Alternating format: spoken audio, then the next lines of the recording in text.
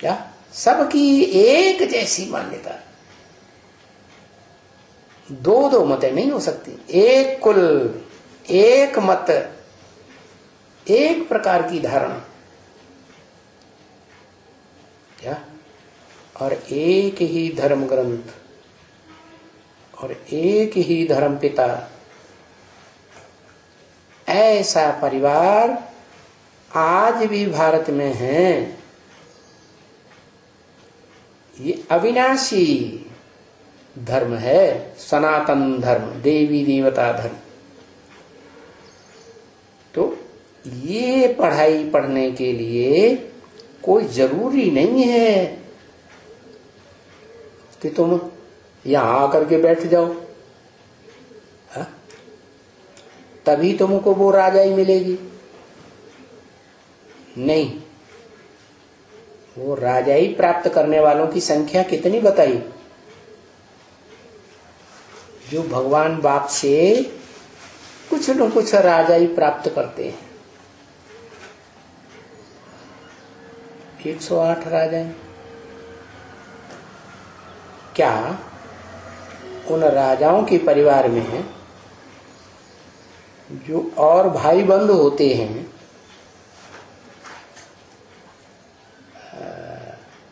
राज्याधिकारी होते हैं, महामंत्री हो, सेना नायक, उनकी राजाई नहीं चलती?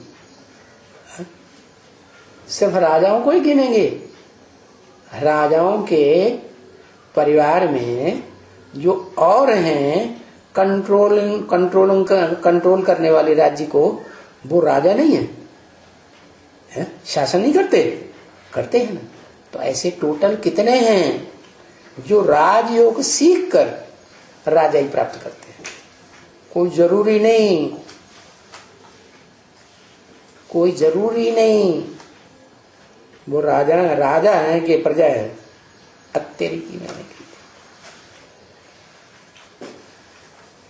वो 16,108 राजाई प्राप्त करने वालों की संख्या ब्रह्म वाक्य मुरली में बताई कि सतयुग के आदि से लेकर शुरू होती है और त्रेता के अंत तक वो 16,108 प्रिंस प्रिंसेस तैयार हो जाते हैं।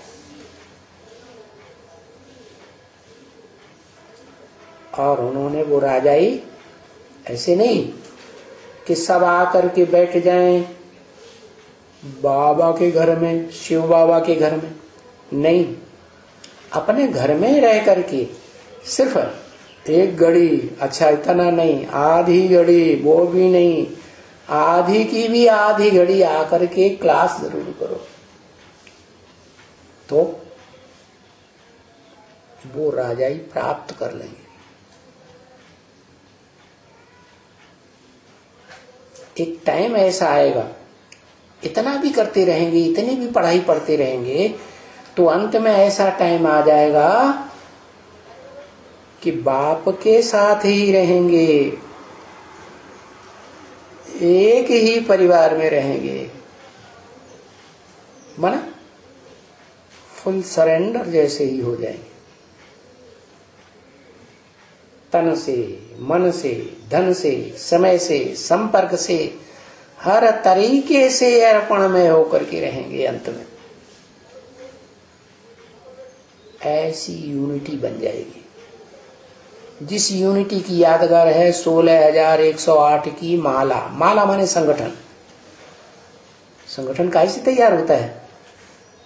प्योरिटी से यूनिटी बनती है।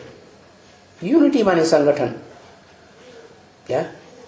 जैसे मानवीय हिस्ट्री में जितने भी धर्म हुए हैं, उन धर्मों में एक मुसलमान लोगों का धर्म ऐसा है, इस्लाम धर्म कहो, जिसने इस सृष्टि पर लंबे समय तक राजाई की है। कौन सी पावर के आधार पर? सभी मुसलमानों का जो बुद्धि योग है एक काबा में लगा हुआ है। क्या? बुद्धि योग बिखरा हुआ नहीं, बुद्धियों की यूनिटी है। क्या?